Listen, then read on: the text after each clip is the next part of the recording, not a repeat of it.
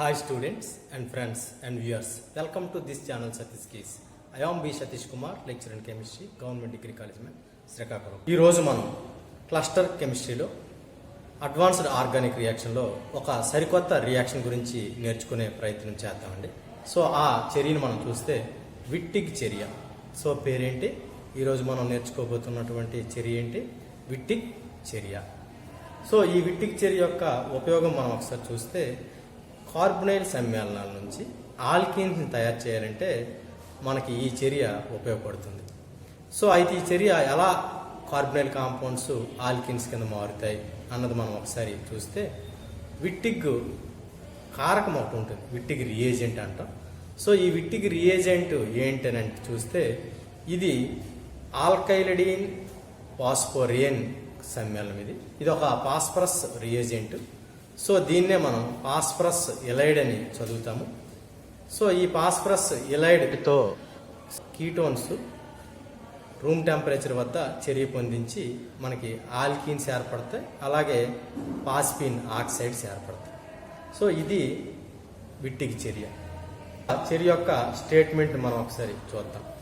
Carbonyl సమ్మేళనాలను విట్టిగ్ కారకమైనటువంటి ట్రైఫెనైల్ phosphine మిథిలిడిన్ లేదా ఆల్కైలిడిన్ ఫాస్ఫోరన్స్తో లేదా ఫాస్ఫోనియం మిథిలైడ్స్తో చర్య పొందిస్తే ఆల్కీన్స్ మరియు ఫాస్ఫిన్ ఆక్సైడ్స్ ఏర్పడతాయి.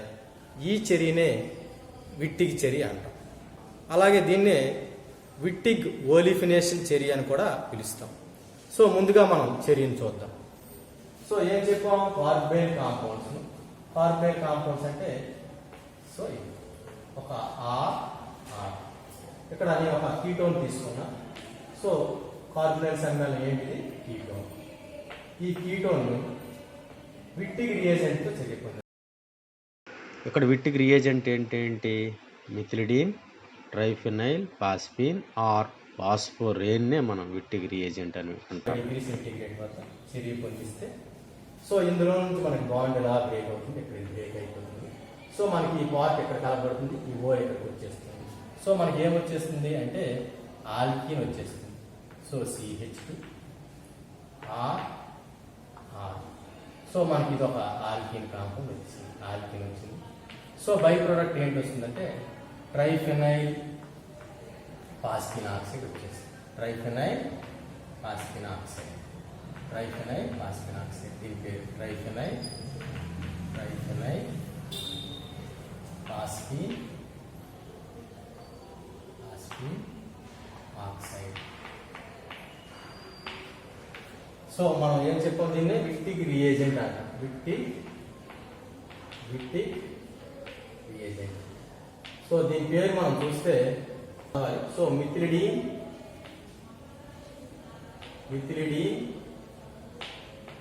ట్రైఫెనైల్ ఫాస్ఫేట్. దీని పేరు ట్రైఫెనైల్ ఫాస్ఫేట్, మిథిలిడిన్ ట్రైఫెనైల్ ఫాస్ఫేట్. సో అలా కాకుండా మనం ఎలైడ్ రూపంలో కూడా రాయొచ్చు. ఎలైడ్ రూపం రాసినప్పుడు దీని మీద ప్లస్ వస్తుంది, CH2లో మైనస్ వస్తుంది. సో దాన్ని మనం ఎలైడ్ ఫామ్ అని అంటాం. ఎలైడ్ అంటే రుణావేశం కలిగినటువంటి కార్బను నేరుగా ధనావేశం కలిగినటువంటి పరమాణువులతో ఫాస్ఫరస్ కానీ సల్ఫర్ కానీ ఆక్సిజన్ వంటి పరమాణువులతో బంధించబడినప్పుడు మనకి జెట్రయానిక్ ఫామ్ వస్తుంది, రెండు ఆవేశాలు ఉన్నటువంటి ఫామ్. సో దాన్నే మనం ఎలైడ్ ఫామ్ అని పిలుస్తాం. సో మనం ఇక్కడ చూపిస్తాం, మెకానిజంలో చూపిస్తాం. సో ఇది మనకి విట్టిగ్ రియాక్షన్. కీటోన్ను మిథిలిడిన్ ట్రైఫెనైల్ ఫాస్ఫైన్తో చర్య పొందిస్తే రూమ్ టెంపరేచర్ వద్ద ఆల్కీన్ మరియు ట్రైఫెనైల్ ఫాస్ఫిన్ ఆక్సైడ్ వస్తుంది. సో దీని యొక్క అడ్వాంటేజ్ ఏంటంటే ఆల్కీన్స్ తయారు చేయొచ్చు కీటోన్స్ నుంచి. సో మెకానిజం చూస్తే ముందుగా మనం విట్టిగ్ రియేజెంట్ యొక్క రెసొనెన్స్ ఫార్మ్స్ రాద్దాం. సో విట్టిగ్ రియేజెంట్ యొక్క రెసొనెన్స్ ఫార్మ్స్ చూస్తే విట్టిగ్ రియేజెంట్ ఇక్కడ ఏం రాసాం? మిథిలిడిన్ ట్రైఫెనైల్ ఫాస్ఫిన్. సో దీన్ని తీసాం. దీన్ని యొక్క రెసొనెన్స్ ఫార్మ్స్ చూస్తే సో ఏమవుతుంది? ఫాస్ఫరస్ కంటే మోర్ ఎలక్ట్రాన్ కార్బన్ కాబట్టి ఈ బాండింగ్ ఎలక్ట్రాన్స్ కార్బన్ మీదకి వస్తే సో అప్పుడు మనకి ఏమొస్తుంది? PH phenyl groups, PH P plus వస్తుంది. సో ఫాస్ఫరస్ 4 బాండ్స్ ఉన్నాయి కాబట్టి ధనావేశం వచ్చింది. సో CH2 మైనస్ అంటాం. సో ఈ ఫామ్ దీన్నే మనం ఏమంటామంటే ఎలైడ్ ఫామ్ అంటాం. ఏమంటాం? Ylide form. దీన్ని మనం పేరు రాయాలనుకుంటే రాయొచ్చు. దీని పేరే ట్రైఫెనైల్ పాస్పోనియం అని ఎందుకన్నామంటే ఫాస్ఫరస్ ధనావేశం ఎందుకంటే ఎం. మిథిలైడ్ అంటారు. మిథిలైడ్ నెగిటివ్ చార్జ్ ఉంది కాబట్టి మిథిలైడ్. సో దీన్నే మనం ఎలైడ్ ఫామ్ ఆఫ్ విట్టిగ్ రియేజెంట్ అని అంటాం. స్టెప్ 1లో ఏమవుతుందంటే సో ఎలైడ్ ఫామ్ కీటోన్తో చర్య పొందిస్తుంది. సో దీన్ని నేను ఎలా రాస్తానంటే సో ఆ కీటోన్ కాంపౌండ్ని కీటోన్ రాశాను. సో ఈ కీటోన్ ఫాము ఎలైడ్ ఫామ్తో చర్య పొందుతుంది. ఎలైడ్ ఫామ్తో ఎందుకు మనం రాస్తామంటే మనకు అక్కడ చక్కగా కనిపిస్తుంది. ఎలైడ్ ఫామ్లో కార్బన్కి నెగిటివ్ చార్జ్ ఉంది. So positive charge CH2 minus.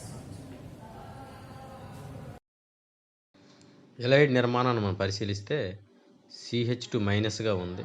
ఆ మైనస్ అంటే ఇక్కడ మనకి న్యూక్లియోఫిలిక్ కార్బన్గా వ్యవహరిస్తుంది. అది ఈ కార్బన్నే మనం న్యూక్లియోఫిలిక్ కార్బన్. సో ఇక్కడ మనం చూసుకుంటే carbon compound delta plus minus. So ఈ కార్బన్ ఏంటిది? Electrophilic carbon. సో ఈ కార్బన్ ఎలక్ట్రోఫిలిక్ కార్బన్. సో ఈ న్యూక్లియోఫిలిక్ కార్బన్ ఎక్కడ దాడి జరుగుతుంది? ఎక్కడ జరుగుతుంది? ఈ కార్బన్ మీద. ఈ బాండింగ్ ఎలక్ట్రాన్స్ ఆక్సిజన్ దగ్గరికి వెళ్తాయి. సో అప్పుడు ఏమొస్తుంది మనకి? O minus. ఇంకేమొచ్చేస్తుంది? దీంతో బాండ్ ఫామ్ చేసింది ఈ కార్బన్తో. సో ఏమొచ్చింది? CH2. So P 3 phenyl groups PH. So ధనావేశం వచ్చింది. సో ఇది మన నిర్మాణం చూస్తే దీన్నే మనం ఏమంటామంటే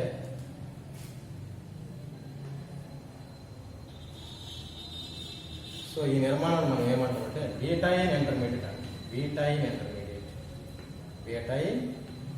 ఇంటర్మీడియట్ అంటాం. సో మనకి దీన్నే మనకి జెట్ర అయానిక్ ఫామ్ అంటాం. సో ఈ ఫామ్ 2 ఆవేశాలు ఉన్నాయి, జెట్ర అయానిక్ ఫామ్. సో దీన్నే మనం బీటైన్ ఇంటర్మీడియట్ అంటాం. ఈ బీటైన్ ఇంటర్మీడియట్ సెకండ్ స్టెప్లో, ఫస్ట్ స్టెప్లో ఇది స్టెప్ 1 ఇది. సో స్టెప్ 1లో ఏమొస్తుంది? బీటైన్ ఫార్మేషన్ జరిగింది. కీటోను విట్టిగ్ రియేజెంట్తో చర్య పొంది మనకి బీటైన్ ఇంటర్మీడియట్ వచ్చింది. స్టెప్ 2లో ఏమవుతుందంటే స్టెప్ 2లో సైక్లైజేషన్ జరుగుతుంది. ఏదైతే మనకి 2 చార్జ్లు ఉన్నాయో సో ఈ ఆక్సిజన్ ఈ పాస్పోనియం అని అటాక్ చేస్తుంది. సో మనకు సైక్లో ఆక్సా ఫాస్ఫిటేన్ అనే ఒక వలయ సంఘాలు వస్తుంది. సో వలయ సంఘం ఎలా వస్తుంది? RO. సో నెక్స్ట్ ఏమొచ్చేస్తుంది? P 3 phenyl groups PH. So ఇక్కడ ఏముంది? ఆల్రెడీ CH2 ఉంది. సో బాండ్ ఫామ్ చేసింది. స్టెప్ 2లో మనకి ఇటువంటి వలయ నిర్మాణం వస్తుంది. దీన్నే మనం ఏమంటామంటే సైక్లైజేషన్ అంటాం. సైక్లైజేషన్ అంటాం. సో వలయం ఏర్పడుట సైక్లైజేషన్ అవుతుంది. సో మనకి దీని పేరే సైక్లో ఆక్సా ఫాస్ఫిటేన్ అని పిలుస్తుంది.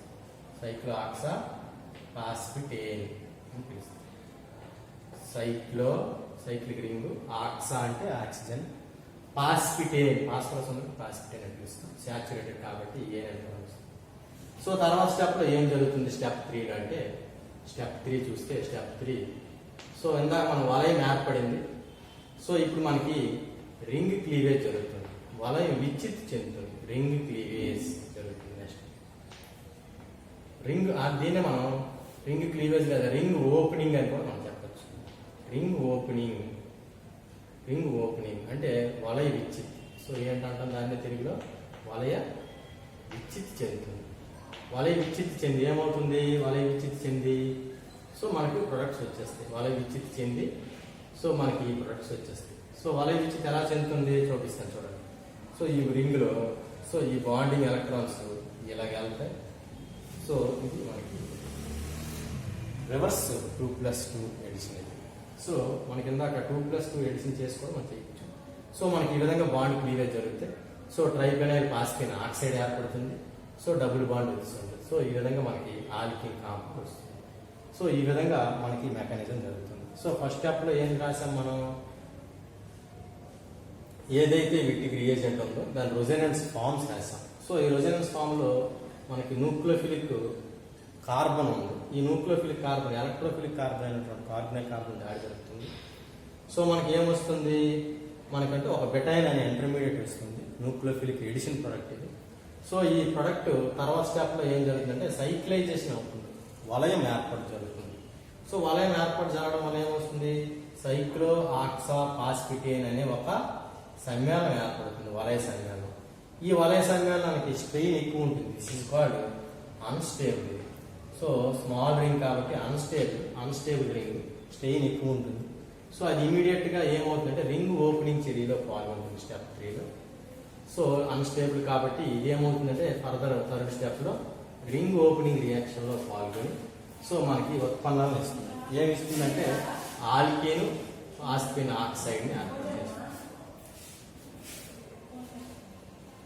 సో ఈ విధంగా మనం విట్టిక్ రియాక్షన్ మనం చేస్తాం. సో ఇది మనకి ఎగ్జామ్లో రెగ్యులర్గా అడుగుతున్నటువంటి important question students. Okay, thank you all.